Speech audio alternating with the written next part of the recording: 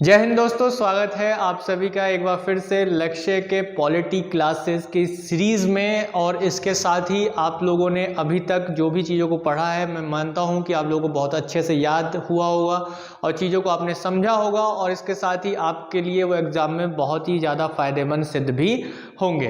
तो मैं ये भी आशा करता हूँ कि आप लोग अपने घरों में हैं, सुरक्षित हैं और रेगुलर अपने एग्ज़ाम्स की तैयारी के लिए लगातार मेहनत किए जा रहे हैं। तो रेगुलर बने रहना बहुत ज़रूरी है, क्योंकि अगर एक समय तक कोई मशीन भी रख दी जाए और उसके बाद बहुत दिनों बाद उसे चलाई जाए तो उसमें जंग लग जाता है, वो ठीक से काम नहीं कर पाता है। तो वो काम नहीं करना, रेगुलर अपने माइंड की जो है ना ओवरहेलिंग करनी है, ग्रीसिंग करते रहना है।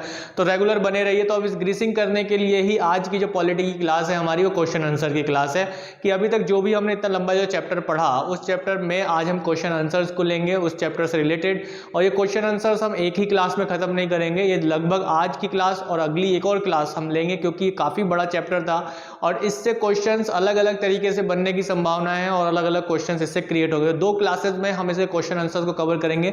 कुछ भी ऐसा क्वेश्चन का एरिया हम लोग नहीं छोड़ेंगे कि जहां से क्वेश्चन ना बने, ठीक है। अगर हम इन चीज़ों को लेकर चलते हैं, अलग अलग तरीके से सोचते हैं कि क्वेश्चन यहाँ से बन सकते हैं और इस तरीके से बन सकते हैं, तो यकीन मानिए कि क्वेश्चन किसी भी तरीके से बन जाए आपके पेपर में, तो आप बड़े आराम से उसको हैंडल कर सकते हैं। तो आज जो हम बात करेंगे वो पॉलिटी में जो चैप्टर हमने क्लोज किया अभी, राष्ट्रपति, आपातकालीन शक्तियां, क्षमादान शक्तियां, ये जो उसकी जो कार्यकारी शक्तियां हैं उससे रिलेटेड करके हम लोग क्वेश्चन आज डिस्कस करेंगे। तो उसी तरीके से आपके सामने आपकी स्क्रीन पर क्वेश्चन आपको दिख जाएगा, आप उसमें से एक ऑप्शन लीजिए और 10 सेकंड के भीतर भीतर अपना कमेंट बॉक्स में आंसर दे दीजिए। तो जो लोग रेगुलर लगे हुए हैं, सीरियस है अपने एग्जाम के लिए, वो कमेंट बॉक्स में आंसर जरूर डालेंगे, केवल क्वेश्चन ही नोट नहीं करेंगे और इसके साथ साथ वो आगे बढ़ेंगे भी, इस बात का मुझे पूरा यकीन है। चलिए शुरू करते हैं, पहला क्वेश्चन लेते हैं। और पहला क्वेश्चन जो है आपकी स्क्रीन पर कुछ इस तरह से है कि निम्नलिखित में से किसी भौगोलिक क्षेत्र को अनुसूचित क्षेत्र घोषित करने का संवैधानिक अधिकार किसको है? तो ऑप्शन है आपके सामने, राज्यपाल, मुख्यमंत्री, प्रधानमंत्री या राष्ट्रपति। तो इसका आंसर बिल्कुल सही और सटीक होना चाहिए। आप लोग कमेंट बॉक्स में आंसर डाल दीजिए, क्योंकि इसको मैंने आप लोगों को पढ़ाया था, ये पावर के ऊपर है ना। शक्तियां मैंने बताई थी आपको, जो कार्यकारी शक्तियां हैं उसमें मैंने बताया था कि एक प्रशासकीय शक्तियां होती हैं राष्ट्रपति के पास, ठीक है। तो आंसर क्या होगा इसका? राष्ट्रपति। तो जो ऑप्शन है, ऑप्शन कौन सा दिया हुआ है इसमें? ऑप्शन डी दिया हुआ है। ऑप्शन डी कौन है? राष्ट्रपति है। तो राष्ट्रपति जो दिया हुआ है वो ऑप्शन डी में दिया हुआ है, तो राष्ट्रपति इसका हमारा सही आंसर होगा। राष्ट्रपति के पास किसी भी क्षेत्र को अनुसूचित क्षेत्र शेड्यूल एरिया घोषित करने का क्या होता है? अधिकार होता है, राइट होता है। ये इसका प्रशासकीय अधिकार है,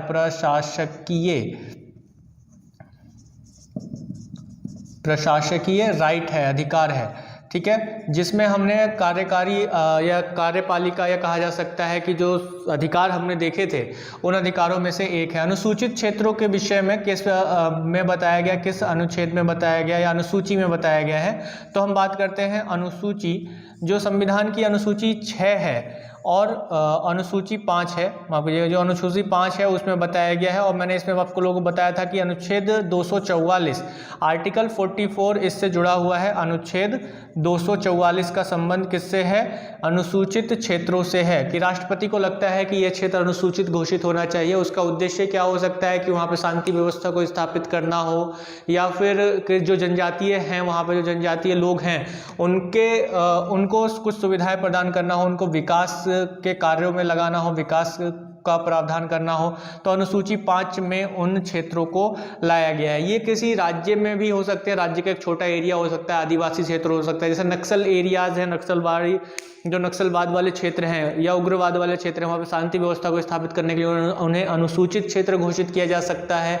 या फिर कहीं पर आदिवासी क्षेत्र हैं और वहाँ पर विकास ठीक से नहीं हो रहा है, तो उसमें विकास करने के लिए यहाँ पर उसे अनुसूचित क्षेत्र घोषित कर सकता है। कौन? राष्ट्रपति घोषित कर सकता है। और वहाँ का जो प्रशासन है, वहाँ का प्रशासन किसके अधीन होता है? सीधे राष्ट्रपति के अधीन होता है। तो राष्ट्रपति वहाँ के प्रशासन को अपने हाथ में लेकर काम करते हैं। तो इसका आंसर हमारा राष्ट्रपति हो जाता है। आसान प्रश्न था, बहुत ही आसान प्रश्न था, सीधी सी बातें हैं। अगर चीज़ें आपने पीछे की अच्छे से पढ़ी हैं, ध्यान है आपको, तो आपको ये चीज़ रटने की जरूरत बिल्कुल भी नहीं है। चलिए तो अगला प्रश्न लेते हैं। अगला प्रश्न भी आसान ही है कि राष्ट्रपति की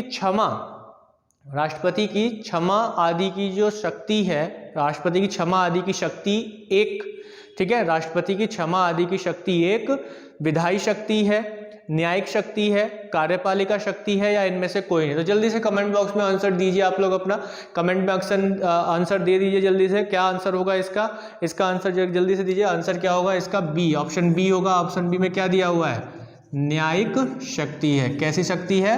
न्यायिक शक्ति है, जुडिशियल राइट है। तो यहाँ पर न्यायिक शक्ति तो राष्ट्रपति एक तरीके से न्याय करता है, यानी क्षमा देने की शक्ति, या क्षमादान की अगर हम बात करें तो राष्ट्रपति की क्षमादान जो शक्ति है, राष्ट्रपति की क्षमादान शक्ति संविधान के किस अनुच्छेद में है? तो हम देखते हैं अनुच्छेद 72 में है। आर्टिकल 72 में राष्ट्रपति की क्षमादान शक्तियों के विषय में बताया गया है। ये मैंने आप लोगों को बहुत ही अच्छे से समझाया था। तो राष्ट्रपति की क्षमादान शक्तियाँ किस में है? अनुच्छेद 72 में है। और क्षमादान जो है कितने कितने प्रकार के हो सकते हैं वो मैंने आप लोगों को बताया। तो कमेंट बॉक्स में जल्दी से डाल दीजिए कौन कौन से प्रकार के क्षमादान हो सकते हैं, क्योंकि क्षमा तो हो ही जाता है जो कि पूरा क्षमा, उसके बाद और कौन से क्षमादान है उसको आप लोग कमेंट बॉक्स में जल्दी से आंसर को दे दीजिए। तो क्षमादान शक्ति हमें इसमें दिखाई देती है। तो क्षमादान शक्ति कैसी शक्ति है? एक न्यायिक शक्ति है। तो चलिए इसके बाद अगला प्रश्न लेते हैं। ये प्रश्न भी आसान है और इसको मैंने बहुत ही अच्छे से आप लोगों को समझाया भी था। देखिए कोई भी क्वेश्चन ऐसा नहीं है जो मैंने आप लोगों को नहीं समझाया। अभी तक 2 क्वेश्चन किए उसमें से कोई भी ऐसा नहीं है, और आपने अगर सारी क्लासें आराम से की हैं तो आप इनका आंसर बड़े आराम से देने में सक्षम भी हैं। चलिए अगला क्वेश्चन लेते हैं। अगला क्वेश्चन आपकी स्क्रीन पर है कि भारतीय संविधान का कौन सा अनुच्छेद राष्ट्रपति को उच्चतम न्यायालय से परामर्श करने की शक्ति प्रदान करता है? उच्चतम न्यायालय से परामर्श करने की शक्ति प्रदान करता है। ऑप्शन है आपके पास अनुच्छेद 129, अनुच्छेद 132, अनुच्छेद 143, अनुच्छेद 32। तो इसका आंसर क्या होगा? जल्दी से कमेंट बॉक्स में डालिए। बड़ा ही आसान प्रश्न है इसमें कोई रॉकेट साइंस नहीं। कमेंट बॉक्स में आंसर डालिए जल्दी से। काश यदि हम लाइव होते तो क्या होता कि अभी मुझे यहाँ तुरंत पता चल जाता है कौन कौन लोग कमेंट बॉक्स में आंसर डाल रहे हैं और किसके आंसर सही है गलत है। लेकिन अभी हम ऑफलाइन हैं और आप लोगों का सहयोग चाहिए, सपोर्ट चाहिए। शेयर कर दीजिए ज़्यादा से ज़्यादा क्लास को, ताकि सब्सक्रिप्शंस 1000 से ज़्यादा हो जाएं और मैं यहाँ पे लाइव आ सकूँ और सीधे हम लोग बात करें। सोचिए अगर ये डिस्कशन, हम यहाँ पे क्वेश्चन आंसर को ले रहे हैं और डिस्कशन हमारा लाइव चल रहा होता, सीधा सीधा चल रहा होता, तो बहुत से क्वेश्चन जो आपके माइंड में अभी उठ रहे हैं वो आपके यहीं पर तुरंत जो है सॉल्व हो जाते हैं। तो शेयर कर दीजिए, ज़्यादा सपोर्ट कीजिए, ठीक है। आपके सपोर्ट की बहुत ज़्यादा ज़रूरत है, आपके सहयोग की ज़रूरत है। चलिए तो क्वेश्चन का आंसर क्या होगा? आंसर होगा आर्टिकल 143, ऑप्शन सी जो है अनुच्छेद 143। आर्टिकल 143 जो है इसका सही और सटीक आंसर होगा, जिसमें क्या कहा गया है? जिसमें ये कहा गया है कि राष्ट्रपति को उच्चतम न्यायालय से परामर्श करने की शक्ति प्राप्त है। राष्ट्रपति किसी विधि पर या किसी विधि के तथ्य पर किससे सलाह ले सकता है? उच्चतम न्यायालय से सलाह ले सकता है। उच्चतम न्यायालय से क्या ले सकता है? सलाह ले सकता है। और ये जो सलाह है ये सलाह ही है, यानी कि ये बाध्यकारी नहीं है। बाध्यकारी नहीं है। बाध्यकारी नहीं है इट मीन्स क्या हो गया? बाध्यकारी नहीं है, इसका मतलब ये हो गया कि ये राष्ट्रपति माने या ना माने इस सलाह को, ये राष्ट्रपति के ऊपर डिपेंड करता है, ये बाध्यकारी नहीं है। तो आर्टिकल 143 ध्यान रखिएगा। तो यहाँ तक ये आप लोगों को लगा होगा बहुत ही आसान प्रश्न है, और बहुत ही आसान प्रश्न यहाँ तक आप लोग देख रहे हैं। अगर जिन्होंने पढ़ा है उनके लिए बहुत ही आसान है, जिन्होंने सारी क्लासेस नहीं की है हो सकता है उनके लिए थोड़ा डिफिकल्ट हो। तो मैं उनसे यही कहूँगा कि बच्चे कृपया अगर पीछे की क्लास कर लीजिए और फिर उसके बाद आगे आइए और पढ़िए, समझिए, चीज़ों को बहुत अच्छे से समझ में आ जाएगा। चलिए अगला प्रश्न लेते हैं। ये भी अनुच्छेदों से ही है, आपके सामने है स्क्रीन पर, कि संविधान के किस अनुच्छेद के अंतर्गत भारत के राष्ट्रपति को, संविधान के किस अनुच्छेद के अंतर्गत भारत के राष्ट्रपति को अध्यादेश जारी करने की शक्ति प्राप्त है? तो देखिए अभी पिछली क्लास ही अध्यादेश को ही लेकर, लास्ट क्लास जो की थी वो अध्यादेश को ही लेकर की थी, और जिन्होंने थंबनेल भी देखा होगा तो उसी से ही आंसर आ जाएगा। भाई थंबनेल ही देख के आंसर दे दो, जिनको पता है। जिनको पता है अच्छी बात है, जिनको नहीं पता है वो आंसर देने की कोशिश करें कि भाई क्या आंसर हो सकता है इनमें से, कौन सा ऑप्शन हो सकता है, क्या पता आंसर आप लोग सही भी दे दें। लेकिन कोशिश कीजिए कि आप सारी क्लासेस करें। अध्यादेश भी जो है हम देखते हैं कि उनमें क्या क्या रेस्ट्रिक्शन है, क्या क्या चीज़ें होती है, किन स्थितियों में लागू किया जा सकता है, किन स्थितियों में नहीं लाया जा सकता है, क्या टाइम होता है उसका, कितने समय के अंदर वो संसद में पारित होना चाहिए। ये सारी चीज़ें जो है मैंने अच्छे से आप लोगों को समझाया कि अध्यादेश होता क्या है, वो सब चीज़ों को हमने पढ़ा है। तो यहाँ पे ऑप्शन है आपके पास अनुच्छेद 360, अनुच्छेद 123, अनुच्छेद 200, अनुच्छेद 356। तो इसका आंसर क्या होगा, बड़ा ही आसान आंसर है। अभी तक आप लोगों ने ऑप्शंस देख के आंसर दे भी दिया होगा। आंसर क्या होगा? अनुच्छेद 123। जो अनुच्छेद 123 है इसमें 1 2 3 में क्या बताया गया है? अध्यादेश बताया गया है। तो अध्यादेश जो होता है वो क्या होता है? एक अल्पकालीन कानून होता है।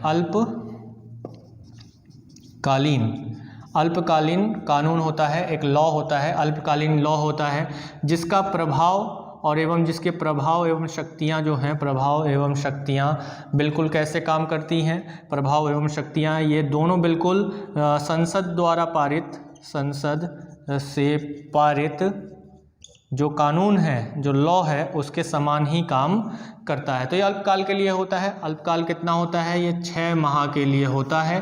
कितने समय के लिए होता है? 6 माह के लिए होता है। और ये कब जारी किया जाता है? ये कब जारी किया जाता है? अध्यादेश जारी किया जाता है जब संसद सत्र में ना हो, संसद का सत्र ना हो, या फिर किसी एक सदन का कोई एक सदन सत्र में ना हो, ठीक है। ये तब जारी किया जाता है जब किसी कानून की बहुत ही ज़्यादा ज़रूरत पड़ जाती है। और अध्यादेश राष्ट्रपति किसकी सलाह पर जारी करते हैं? अध्यादेश राष्ट्रपति जारी करते हैं जो मंत्रिमंडल है, प्रधानमंत्री और मंत्रिमंडल की सलाह पर ही जारी करते हैं, और उन्हीं की सलाह पर ही वो वापस भी ले सकते हैं। ये सारी चीज़ें मैंने पिछली क्लास में और डिटेल में अच्छे से समझाई हुई हैं। जिन्होंने क्लास नहीं की है वो क्लास कर लें कृपया कर। उनसे मेरा यही अनुरोध है कि क्लास करें पहले, फिर उसके बाद क्वेश्चन आंसर्स को सॉल्व करें। बड़ा ही मजा आएगा करने में, आप लोगों को अपने आप ही कॉन्फिडेंस बिल्डअप होगा। लेकिन जो आलस के मारे हैं बेचारे, वो कुछ नहीं कर सकते हैं। वो भी अच्छे से जानते हैं कि कल कर लेंगे, परसों कर लेंगे, तो उनका कल कभी नहीं आएगा और जीवन का समय यूं ही बीतता चला जाएगा। तो भाई अपने टारगेट को अचीव करना है टाइम से पहले, कि आपके हाथ से टाइम निकल जाए, इससे पहले अपने टारगेट को अचीव कर लो। चलिए इसके बाद अगला क्वेश्चन लेते हैं। एक और महत्वपूर्ण प्रश्न जो कि आप लोगों के लिए है और ये कई एग्जाम्स में आया भी हुआ है। क्वेश्चन है आपके सामने कि जब कोई विधेयक संसद के दोनों सदनों द्वारा पारित कर दिया गया है, ध्यान से सुनिएगा, आराम से स्क्रीन में पढ़िएगा भी, कि जब कोई विधेयक संसद के दोनों सदनों द्वारा पारित कर दिया गया है तो निम्नलिखित में से किसको उस विधेयक पर अनुमति रोकने का अधिकार प्राप्त है? उस पर अनुमति रोकने का अधिकार प्राप्त है। तो बड़ा ही आसान, जिसने शब्दों को समझ लिया वो क्वेश्चन कर देगा। ऑप्शन है राष्ट्रपति को, प्रधानमंत्री को, लोकसभा के अध्यक्ष को, राज्यसभा के सभापति को। तो क्या आंसर होगा इसका आंसर होगा ऑप्शन ए। ऑप्शन ए क्या दिया हुआ है? यही दिया हुआ है, राष्ट्रपति को। किसको? राष्ट्रपति को। तो राष्ट्रपति को यह अधिकार है कि वह अनुमति रोक सकता है। हम लोग सभी जानते हैं कि जब हमने विधेयक के संबंध में या फिर हमने वीटो पावर को देखा था, किसको देखा था? वीटो शक्तियों को देखा था। तो राष्ट्रपति को किसी भी विधेयक के संबंध में 3 प्रकार के विकल्प उपलब्ध होते हैं। कौन कौन से विकल्प? कि वह स्वीकृति दे दे, ठीक है, स्वीकृति अपने पास सुरक्षित रख ले, या फिर पुनर्विचार के लिए लौटा दे, जो कि हम किस में देखते हैं? अनुच्छेद 111 में इस चीज को बताया गया है। इन तीनों कंसेप्ट को किस में बताया गया है? संविधान के अनुच्छेद 111 में, 111 में बताया गया है। इस चीज को मैंने आप लोगों को समझाया अच्छे से, क्लियर है? तो यहाँ तक मुझे लगता है कि आपको चीजें फिर से रिवाइंड हो रही होंगी। यही उद्देश्य है कि जब तक आप दोबारा से चीजों को क्वेश्चंस के थ्रू नहीं समझते हैं, आपको ध्यान नहीं रहेगा, याद नहीं रहेगा। तो इसीलिए हमने यहाँ पर देखा कि राष्ट्रपति को प्राप्त है किसमें? अनुच्छेद 111 में। और इसमें हमने वीटो पावर देखी थी कि जो राष्ट्रपति को वीटो पावर है हमारे देश में, कितने प्रकार के वीटो पावर प्राप्त हैं? 3 प्रकार के प्राप्त हैं। कौन कौन से? अत्यांतिक, निलंबनकारी और जल्दी से तीसरे का नाम लिख लीजिए, आसान है इसलिए आप लोगों के लिए छोड़ रहा हूँ। तीसरे का आंसर क्या है? तीसरे का आंसर जल्दी से लिख दीजिए। निलंबनकारी के बाद कौन सा होगा? कौन सा वीटो होगा? पॉकेट वीटो, ठीक है। तो ये किन किन स्थितियों में जारी किए जा सकते हैं, सारी चीज़ों को मैंने अच्छे से आप लोगों को बताया है। जिन्होंने क्लासेस की हैं उनके लिए उन्होंने आंसर बहुत ही आसानी से इसका दे दिया होगा और आगे जो हम चीज़ें पढ़ रहे हैं उसको समझ भी लिया होगा। चलिए अगला क्वेश्चन है हमारा कि भारत के राष्ट्रपति से संबंधित निम्नलिखित कथनों में से कौन सा एक सही नहीं है? ठीक है, भारत के राष्ट्रपति के संबंध में कौन सा कथन सही नहीं है? तो कथन है आपके सामने दिए हुए हैं कि वह संसद का एक संगठक होता है, यानी कि एक भाग है, वह दोनों सदनों की चर्चा में भाग लेता है, वह प्रत्येक वर्ष दोनों सदनों की संयुक्त बैठक को संबोधित करता है, वह किन्हीं परिस्थितियों में अध्यादेश लागू कर सकता है, वह प्रत्येक वर्ष दोनों सदनों की संयुक्त बैठक को संबोधित करता है। यानी कि इसका मतलब क्या हो गया कि वह प्रत्येक वर्ष संयुक्त बैठक को बुलाता है, संबोधित करता है, या फिर ये हो सकता है कि वह एक भाग है, ये गलत हो सकता है क्या, या ये दोनों ही सदनों में चर्चा में भाग लेता है, कहीं ये तो गलत नहीं है। जल्दी से कमेंट बॉक्स में डालिए कि कौन सा सही नहीं है राष्ट्रपति को लेकर। तो इसका आंसर क्या होगा, जल्दी से कमेंट बॉक्स में डालिए। तो इसका आंसर होगा बिल्कुल, जिन्होंने सी लिखा है बहुत ही सही लिखा है कि राष्ट्रपति जो है प्रत्येक वर्ष थोड़ी ना संयुक्त विधेयक को बुलाएगा, है ना। संयुक्त जो बैठक होती है, संयुक्त बैठक हर साल थोड़ी ना बुलाया, एक ऐसी सिचुएशन में बुलाया जाता है कि सहमति दोनों सदनों की जिस पर ना बन पाए, और ये परामर्श करके बुलाया जाता है। किस किस से परामर्श करके बुलाता है राष्ट्रपति, जो राज्यसभा के सभापति होते हैं, राज्यसभा में कौन होंगे, सभापति होंगे, तो सभापति से परामर्श किया जाता है। इसी तरीके से अगर लोकसभा की बात करें तो लोकसभा के जो स्पीकर है, अध्यक्ष है, उनसे सलाह किया जाता है, तब जाके संयुक्त बैठक बुलाई जाती है। और हम सभी जानते हैं कि संयुक्त बैठक में जो अध्यक्षता करता है, अध्यक्षता कौन करता है, अध्यक्षता करता है लोकसभा स्पीकर। तो लोकसभा स्पीकर जो है अध्यक्षता करता है। बहुत ही महत्वपूर्ण चीज थी ये, मैंने आप लोगों को क्वेश्चन आंसर्स कराते हुए भी पढ़ाया हुआ है, और मतलब वैसे रेगुलर क्लासेस में अच्छे से समझाया है। चलिए अगला क्वेश्चन लेते हैं हम लोग कि लोकसभा और राज्यसभा की संयुक्त बैठक किसके द्वारा आहूत की जाती है। बड़ा ही आसान प्रश्न है, इसको तो देखते ही आप लोगों ने आंसर दे ही दिया होगा। तो आंसर क्या होगा, राष्ट्रपति होगा। तो राष्ट्रपति जो है संयुक्त बैठक का आहूत करता है, यानी कि बुलाता है। कौन बुलाता है, किसके द्वारा बुलाई जाती है, राष्ट्रपति के द्वारा बुलाई जाती है। कुछ भी सोचने वाला क्वेश्चन इसमें था ही नहीं, है ही नहीं। जो लोग अभी भी माथा पकड़ के बैठे हुए हैं, सोच रहे हैं, तो उनको एक बार क्लासेस देख लेने की जरूरत है। चलिए अगला क्वेश्चन कि भारतीय संविधान में निम्नलिखित में से किस एक संशोधन द्वारा राष्ट्रपति को कोई भी मामला मंत्रिपरिषद द्वारा पुनर्विचार किए जाने के लिए वापस भेजने का अधिकार दिया गया। ठीक है, कौन सा संशोधन है, तो ऑप्शन है 39वां संशोधन, 40वां, 42वां या 44वां। यानी कि कौन सा ऐसा संशोधन है जिसके द्वारा अगर कोई विधेयक राष्ट्रपति के पास पहुंचता है तो राष्ट्रपति उसे पुनर्विचार के लिए भेज सकता है। ऐसा प्रावधान किस संशोधन के द्वारा राष्ट्रपति को दिया गया। जबकि 42वां संविधान संशोधन ये कहता है कि राष्ट्रपति को पुनर्विचार करने के लिए यानी वापस भेजने के लिए जरूरत नहीं है, उसे सहमति देनी ही देनी होगी।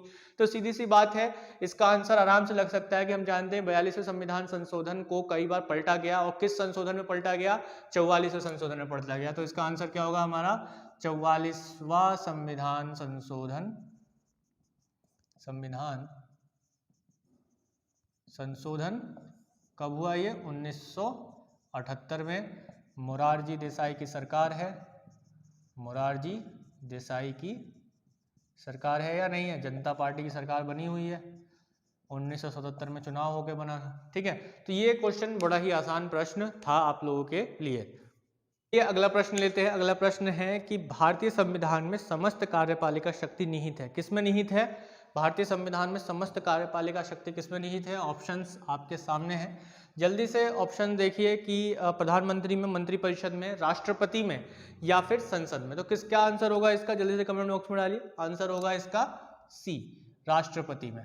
तो राष्ट्रपति में समस्त कार्यपालिका शक्ति निहित है। कार्यपालिका, जो कार्यपालिका शक्ति है, समस्त कार्यपालिका शक्ति किसमें निहित है, राष्ट्रपति में निहित है। और इसका उल्लेख किस अनुच्छेद में किया गया, जल्दी से कमेंट बॉक्स में डालिए। अनुच्छेद कौन सा है जिसमें ये कहा गया है कि राष्ट्रपति को के में निहित है समस्त कार्यपालिका शक्ति, जो भी एग्जीक्यूटिव पावर है वो सारी की सारी किसमें निहित है, किसमें निहित है कार्यपालिका शक्ति, राष्ट्रपति में निहित है। और ऐसा किस अनुच्छेद में कहा गया, कमेंट बॉक्स में डालिए जल्दी से। कमेंट बॉक्स में क्या है आंसर इसका, 53 आया। क्या आया, 53। आर्टिकल जो 53 है उसमें क्या कहा गया है कि जो भी कार्यपालिका शक्तियां हैं वो किसमें निहित है, राष्ट्रपति में निहित है। और राष्ट्रपति के लिए कार्य करने के लिए, परामर्श देने के लिए कौन होंगे, परामर्श देने के लिए जो है मंत्री परिषद होगा। तो यहां तक आप लोगों ने देखा। तो एक क्वेश्चन आपका ऐसे भी उठ सकता है बड़े ही आराम से, प्रेम के साथ। चलिए अगला क्वेश्चन लेते हैं। अगला क्वेश्चन है कि राष्ट्रपति का रिक्त स्थान भर लिया जाना चाहिए। ऑप्शंस हैं आपके सामने, बड़े ही आराम से आप इसका भी आंसर दे सकते हैं। राष्ट्रपति का रिक्त स्थान भर लिया जाना चाहिए 90 दिनों में, 6 माह में, 9 माह में या 1 वर्ष में। यानी कि राष्ट्रपति पद से हट गए, राष्ट्रपति ने त्याग पत्र दे दिया है, उनकी मृत्यु हो गई है, महाभियोग चल गया है, या फिर अवैध चुनाव की वजह से जो है उनको हटा दिया गया है, तो कितने समय में वो दोबारा जो है नया राष्ट्रपति आ जाना चाहिए। तो ऑप्शन बी होगा इसका 6 माह। ऑप्शन बी होगा 6 माह, यानी कि जो 6 मंथ है राष्ट्रपति का रिक्त स्थान भर लिया जाना चाहिए। कितने में? 6 माह में भर लिया जाना चाहिए। 6 मंथ में जो है भर लिया जाना चाहिए, कंप्लीट कर लिया जाना चाहिए, यानी कि 6 माह के भीतर भीतर नए राष्ट्रपति का निर्वाचन हो जाना चाहिए। यदि राष्ट्रपति पद पर नहीं है ना, यदि राष्ट्रपति किसी वजह से पद से हट गए तो कौन पद संभालेगा? उपराष्ट्रपति संभालेगा। ये भी प्रश्न बनता है। उपराष्ट्रपति ना हो तो CJI chief justice of India पद संभालेंगे। ठीक है, एकमात्र CJI chief justice of India Bharat के जिन्होंने राष्ट्रपति के रूप में काम किया है। जल्दी से कमेंट बॉक्स में आंसर दे दीजिए और ईयर भी लिख दीजिए, कौन सा ईयर था जब उन्होंने राष्ट्रपति के रूप में काम किया था। जो हमारे चीफ जस्टिस ऑफ इंडिया थे और चीफ जस्टिस ऑफ इंडिया थे, मुख्य न्यायाधीश भारत के थे, कौन थे जिन्होंने काम किया। चलिए अगला प्रश्न लेते हैं, बड़ा ही महत्वपूर्ण प्रश्न है, आपकी स्क्रीन पर है कि भारत के राष्ट्रपति के महाभियोग की प्रक्रिया है। भारत के राष्ट्रपति की महाभियोग की प्रक्रिया है क्या? अर्ध न्यायिक प्रक्रिया है, कार्यपालिका प्रक्रिया है, न्यायिक प्रक्रिया है, विधायी प्रक्रिया है। ठीक है, तो इसका आंसर क्या होगा? जल्दी से आंसर दीजिए कमेंट बॉक्स में। बड़ा ही आसान प्रश्न है ये, option A B C D में से कोई एक आंसर दीजिए जल्दी से। आंसर क्या होगा? ए, अर्ध न्यायिक प्रक्रिया है। महाभियोग की क्लास जिसने भी की है मैंने बहुत अच्छे से समझाया था कि ये अर्ध न्यायिक प्रक्रिया है। अर्ध न्यायिक प्रक्रिया मतलब न्यायालय में नहीं होती है ये। किसकी अर्ध न्यायिक प्रक्रिया है? संसद की अर्ध न्यायिक प्रक्रिया है, संसद की अर्ध न्यायिक शक्ति है। राष्ट्रपति पर जो पद से हटाने की प्रक्रिया है, कौन सी प्रक्रिया? महाभियोग की प्रक्रिया। जिन्होंने महाभियोग की क्लास की है बहुत अच्छे से समझ में आया होगा कि जो महाभियोग की प्रक्रिया है वो केवल और केवल कहाँ पे लाई जाती है? संसद में लाई जाती है, उसके अलावा कहीं और नहीं लाई जाती। तो महाभियोग जो लाया जाता है वो संसद में लाया जाता है और संसद के किसी भी सदन में लाया जा सकता है, लोकसभा या राज्यसभा में से कहीं भी लाया जा सकता है। तो जल्दी से कमेंट बॉक्स में ये भी लिख दीजिए कि महाभियोग का जो कंसेप्ट है हमने किस देश के संविधान से लिया है, किस देश के संविधान से लिया। जल्दी कमेंट बॉक्स में डालिए फटाक से। तो महाभियोग जो हमने लिया है कहाँ से लिया है? कमेंट बॉक्स में अमेरिका से लिया है। ठीक है, संयुक्त राज्य अमेरिका से, यूएसए के संविधान से हमने इसको लिया है। और मैंने जिक्र किया था कि अमेरिका महाभियोग को पढ़ाते हुए कि अमेरिका में अभी तक 3 राष्ट्रपतियों के विरुद्ध महाभियोग लाया जा चुका है, लेकिन भारत में अभी तक इसका उपयोग नहीं किया गया है। तो ये संविधान के किस अनुच्छेद में है? कमेंट बॉक्स में डालिए जल्दी। क्वेश्चन अपने आप ही बनते चले जाएंगे, अपने आप ही बनते चलेंगे। मैं इतने क्वेश्चन बना दूंगा आप लोगों के लिए कि वो कहीं से भी क्वेश्चन नहीं छूटेगा आपका एग्जाम में आगे। लेकिन जरूरत है कि आप लोग भी पंक्चुअल बने रहें, मेरे साथ साथ काम करते रहें। तो कौन सा अनुच्छेद है? अनुच्छेद 61 में जो है राष्ट्रपति के लिए महाभियोग की प्रक्रिया को लाने का काम किया गया है, बताया गया है। और ये प्रक्रिया अभी तक हमारे लिए उपयोग। एक क्वेश्चन ऐसे ही बन सकता है कि निम्नलिखित में से कौन सा अनुच्छेद अभी तक भारत में उपयोग में नहीं लाया गया है? तो ऑप्शन में एक 61 हो सकता है कि 61 जो है अभी तक उपयोग में नहीं लाया गया है। चलिए अगला प्रश्न लेते हैं जल्दी से, आपके सामने है स्क्रीन पर कि निम्नलिखित में से कौन सा भारत के राष्ट्रपति के निर्वाचक गण का तो भाग है लेकिन तो महाभियोग अधिकरण का भाग नहीं है। ठीक है, यानी कि निर्वाचक में तो भाग लेता है लेकिन महाभियोग में भाग नहीं लेता। सीधा सा है, थोड़ा सा घुमा फिरा के पूछ लिया जाए तो क्वेश्चन कुछ ऐसे ही बनते हैं आप लोगों के। तो ऑप्शन है लोकसभा, राज्यसभा, राज्यों की विधान परिषदें या राज्यों की विधान सभाएं। तो कौन सा ऐसा है जो निर्वाचन में तो भाग लेता है लेकिन महाभियोग में भाग नहीं लेता है? तो आंसर क्या होगा? जल्दी से कमेंट बॉक्स में लिखिए। कमेंट बॉक्स में क्या आंसर होगा जल्दी से लिख दीजिए। ऑप्शंस कौन सा होगा? ए बी सी डी में से कौन सा ऑप्शन होगा? तो इसका आंसर होगा डी। इसका आंसर होगा डी, राज्य विधानसभाएं। अब यहाँ पे बहुत से लोगों के दिमाग में शायद ये भी क्वेश्चन कौन रहा होगा, आपके मन में एक विचार ये कौन रहा होगा कि राज्य विधान परिषदें भी तो नहीं लेती हैं। लेकिन भाई क्वेश्चन पढ़ो, मैंने कितनी बार कहा है कि क्वेश्चन ही मित्र होता है आपका, ऑप्शंस नहीं। तो यहाँ पर जो क्वेश्चन में क्या बोला हुआ है कि जो निर्वाचन में भाग लेते हैं, तो निर्वाचन में तो विधान परिषदें भाग लेती ही नहीं है, यानी कि कौन भाग लेता है? विधानसभाएं भाग लेती हैं राज्यों की, और राज्यों की विधानसभाएं जब भाग लेती हैं तो ये महाभियोग में भाग नहीं लेती हैं। महाभियोग में भाग नहीं, अगर किसी ने देखा हो महाभियोग में भाग लेते हुए तो वही बता देना कि विधानसभाएं भी महाभियोग में भाग लेती हैं। क्यों नहीं लेती हैं? क्योंकि महाभियोग की प्रक्रिया भी मैंने बताया संपूर्ण रूप से कहाँ निहित है? संसद में है। संसद में ही होती है, संसद के सभी सदस्यों द्वारा ही इसका निर्वहन किया जाता है। चलिए अगला क्वेश्चन लेते हैं जल्दी से कि भारत के राष्ट्रपति पर महाभियोग चलाने के लिए कम से कम कितने दिन पूर्व की सूचना आवश्यक है? तो ऑप्शंस आपके सामने है। स्क्रीन पर है, इसका बिना ऑप्शन दिए देखे भी आप लोग आंसर दे सकते हैं। तो आंसर क्या होगा इसका? आंसर होगा बी। क्या होगा आंसर? बी। बी कितना है? 14 दिन। 14 दिन का टाइम होता है, नोटिस दिया जाता है। जो 14 दिन का नोटिस जारी किया जाता है उस पर संसद के जो सदस्य हैं, कुल सदस्य हैं, उन सदस्यों को कितने का हस्ताक्षर होना चाहिए?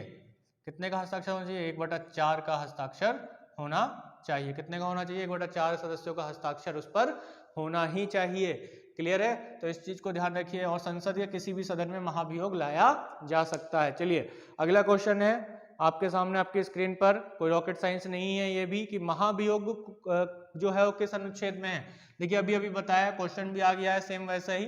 तो किस अनुच्छेद में है? ऑप्शंस की जरूरत नहीं है यहाँ पे। आंसर क्या होगा? आंसर होगा अनुच्छेद 61। ठीक है, आंसर क्या होगा? अनुच्छेद 61। एक ही क्वेश्चन से हमने इतने क्वेश्चन बना लेते हैं हम लोग कि अगला जो क्वेश्चन आता है हमें बिल्कुल सेम सिमिलर वही रहता है। तो घुमा फिरा के सारे क्वेश्चन उसी तरीके से आपके सामने बनने वाले हैं। एक और क्लास हम आगे करेंगे क्वेश्चन आंसर्स की। ये तो थोड़े से ये है कि लॉजिकल हो सकते हैं, और भी लॉजिकल क्वेश्चंस आपको मिलेंगे, कुछ स्टैटिक्स बेस भी मिलेंगे। इतने स्टैटिक्स बेस वाले की सारी चीजें आपको ऐसे ही याद हो जाएगी, क्वेश्चन आंसर से ही याद हो जाएगी, रटने की जरूरत नहीं है।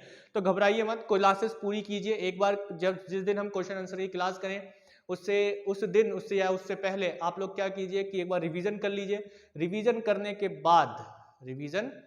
के बाद जो है अब आप देखेंगे क्या कि ये चीजें निकल के आएंगी कि आप क्वेश्चन आंसर में क्वेश्चंस के आंसर देने में बड़े अच्छे हो जाएंगे, सक्षम हो जाएंगे, और बहुत भी अच्छे से रिवीजन हो जाएगा। कैसे? जब मैं यहाँ पर चीजों को और दोबारा से उन चीजों को बताता हूँ। तो रटिए मत, बिल्कुल रटिए मत, प्रैक्टिस के माध्यम से हम लोग चीजों को याद रखेंगे। अगला क्वेश्चन है कि भारत के राष्ट्रपति को उसके पद से हटाया जा सकता है। ऑप्शन है भारत के प्रधानमंत्री द्वारा, लोकसभा के द्वारा, भारत के मुख्य न्यायाधीश द्वारा, या संसद के द्वारा। तो भारत के राष्ट्रपति को हटाया जा सकता है। किसके द्वारा हटाया जा सकता है भाई? जल्दी से कमेंट में आंसर दे दीजिए। किसके द्वारा हटाया जा सकता है? ऑप्शन डी क्या दिया हुआ है? ऑप्शन डी दिया हुआ है भारत की संसद द्वारा। किसके द्वारा? भारत की संसद द्वारा हटाया जा सकता है। संसद द्वारा कैसे हटाया जा सकता है? किस प्रक्रिया के द्वारा? महाभियोग प्रक्रिया के द्वारा। कितनी बार क्वेश्चन बन गया ये, है ना? तो महाभियोग तो कहीं जाने वाला है नहीं, रट गया एकदम से, है ना? एकदम से दिमाग में फिट हो गया महाभियोग, अब कहीं छूटेगा ही नहीं, कोई भी क्वेश्चन आ जाए। तो किस अनुच्छेद में है? देखो एक बार फिर से ले लेते हैं, तो ये अनुच्छेद भी रट जाएगा। कितना अनुच्छेद हो गया? अनुच्छेद हो गया 61। अब दिमाग में फिट हो गया, नहीं हो गया? कि अनुच्छेद 61 में जो है महाभियोग दिया गया है। अब महाभियोग की प्रक्रिया संसद में कहाँ लाया जा सकता है? तो संसद के किसी भी सदन में लाया जा सकता है, चाहे वह लोकसभा हो या राज्यसभा हो। रट गया नहीं रट गया ये भी? ठीक है, ये भी रट गया नहीं रट गया? तो महाभियोग लाने से पहले कितने दिन पूर्व का नोटिस दिया जाता है? 14 दिन पूर्व का नोटिस दिया जाता है। ये भी बात आ गई समझ में कि संसद के कितने सदस्यों के हस्ताक्षर होने चाहिए उस नोटिस पर? 1/4 के होने चाहिए। जिस भी सदन में लाया गया है उसमें कितनों का बहुमत होना चाहिए पास होने के लिए? 2/3 का बहुमत होना चाहिए। राष्ट्रपति की पर महाभियोग की प्रक्रिया की जो जांच है वो कौन सा सदन करेगा? जिस सदन में महाभियोग की प्रक्रिया नहीं लाई गई है वह सदन करेगा, यानी दूसरे सदन में जब भेजा जाएगा। चलिए, तो संसद द्वारा महाभियोग की प्रक्रिया से इसे हटाया जा सकता है, राष्ट्रपति को हटाया जा सकता है। अगला क्वेश्चन बड़ा ही आसान प्रश्न है कि भारत के राष्ट्रपति अपना त्यागपत्र किसको संबोधित करके देते हैं?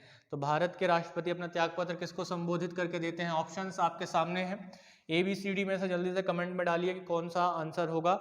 लोकसभा का स्पीकर, प्रधानमंत्री, उपराष्ट्रपति, या सर्वोच्च न्यायालय का मुख्य न्यायाधीश। बड़ा ही आसान प्रश्न है, जल्दी से कमेंट बॉक्स में डालिए किसको संबोधित करके डालता है? तो ये डालता है उपराष्ट्रपति को। ठीक है, तो ऑप्शन सी क्या होगा?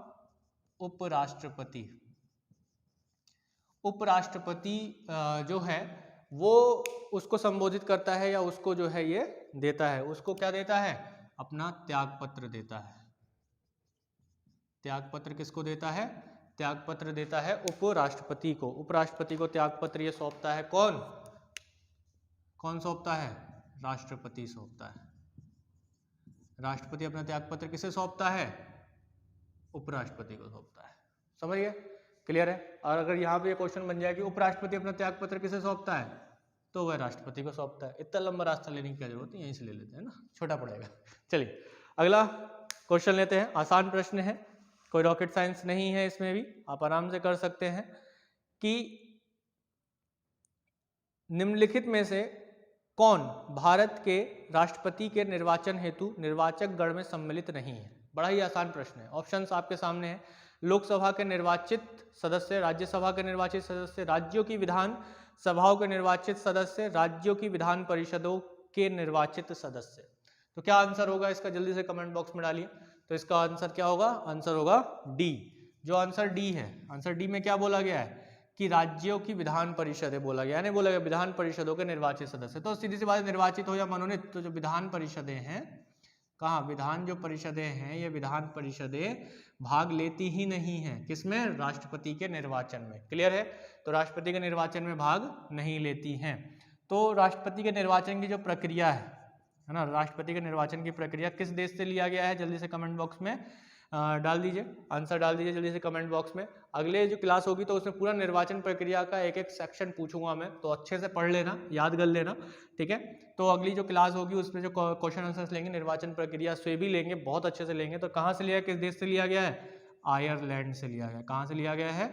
आयरलैंड से लिया गया। तो जल्दी से जो है इसका आंसर आप लोगों को कमेंट बॉक्स में डाला ही होगा। तो ये कंसेप्ट आप लोगों को अच्छे से समझ में आ ही रहा होगा। तो राष्ट्रपति एक निर्वाचित होगा, ये कौन से अनुच्छेद में है? राष्ट्रपति के निर्वाचन की प्रक्रिया किस अनुच्छेद में है? जल्दी से कमेंट बॉक्स में दे दीजिए, फिर हम लोग आगे तो बढ़ेंगे ही बढ़ेंगे। जल्दी कमेंट बॉक्स में डाल दीजिए, ये नहीं बताऊंगा मैं, ये तो हम कल ही बात करेंगे इस पर। चलिए अगला क्वेश्चन लेते हैं। तो कमेंट बॉक्स में आप लोगों ने आंसर्स अपने अवश्य ही दिए होंगे। तो अगला क्वेश्चन लेते हैं कि अगला क्वेश्चन है हमारा, भारत में राष्ट्रपति का निर्वाचन किस प्रकार से होता है? भारत में राष्ट्रपति का निर्वाचन किस प्रकार से होता है? तो ऑप्शन है प्रत्यक्ष रूप से, राज्यसभा के सदस्य द्वारा, लोकसभा के सदस्य द्वारा, या अप्रत्यक्ष रूप से। तो क्या होगा इसका आंसर? बड़ा ही आसान प्रश्न है, इसमें कोई रॉकेट साइंस नहीं है। ऑप्शन डी, अप्रत्यक्ष रूप से। कैसे लेता है? अप्रत्यक्ष रूप से लेता है। कौन? राष्ट्रपति का जो इलेक्शन होता है वो अप्रत्यक्ष रूप से भारत में किया जाता है, ठीक है। जो निर्वाचन है वो कैसे होता है? अप्रत्यक्ष रूप से होता है। भारत में जो इलेक्शन है कैसे होता है? अप्रत्यक्ष रूप से होता है। चलिए, तो यहाँ तक जो है चीज़ें आप लोगों को अच्छे से समझ में आ गई होंगी कि क्वेश्चन किस तरीके से क्रिएट हो सकते हैं। तो आज की इस क्लास में हमने कुछ चीज़ों को आपको टटोला और आपको यहाँ पे अंदाजा लग गया होगा कि आपको शायद अभी रिविजन की जरूरत है। तो एक बार फिर से रिवीजन कीजिए। कल की क्लास में हम फिर से क्वेश्चंस लेंगे, क्वेश्चनों का भंडार लेकर आएंगे आपके सामने और देखेंगे कि आप लोग चीज़ों को कितना याद कर पाए हैं या कितना आप लोग समझ पाए हैं। और नहीं भी कर पाए हैं तो रेगुलर क्लासेस करते रहिए, तो आपको अच्छे से समझ में आ जाएगा। और जब हम क्वेश्चन आंसर्स करेंगे तो उससे भी अच्छे से समझ में आ ही जाएगा। तो चलिए, रटने की कोशिश मत कीजिए, प्रैक्टिस के थ्रू चीज़ों को समझिए। जब तक आप उसे फील नहीं करेंगे, उसको अनुभव नहीं करेंगे, जब तक ही चीज़ें आपके समझ में नहीं आएंगी। तो चीज़ों को अनुभव कीजिए। बहुत से लोग कहते हैं याद नहीं होता है। याद क्यों नहीं होगा भाई? याद करने की जरूरत नहीं है। आप चीज़ों को अनुभव कीजिए, पढ़िए, समझिए उसे, तो वो चीज़ें हैं। हर चीज़ें याद करने के लिए नहीं होती, रटने के लिए नहीं होती है। हर चीज़ को एक ही सांचे में ढाल दो, ऐसा नहीं होता है। चलिए, वीडियो के अंत तक बने रहने के लिए आप सभी का बहुत बहुत धन्यवाद। जिन लोगों ने अभी तक कमेंट में आंसर दिए हैं उनका भी बहुत बहुत धन्यवाद। मेहनत कर रहे हैं वो लोग, मेरी जो मेहनत यहाँ पर हो रही है उसको सफल बनाने का प्रयास कर रहे हैं, उन सभी का भी बहुत बहुत धन्यवाद। और इसके साथ ही आपने यहाँ पे सीखा हो कुछ तो शेयर कर दीजिए अपने दोस्तों में। जिन्होंने अभी तक सब्सक्राइब नहीं किया, सब्सक्राइब कर लें, बेल आइकन को प्रेस कर दें और लाइक जरूर करें ताकि हमारा मनोबल बढ़े। धन्यवाद। जय हिंद।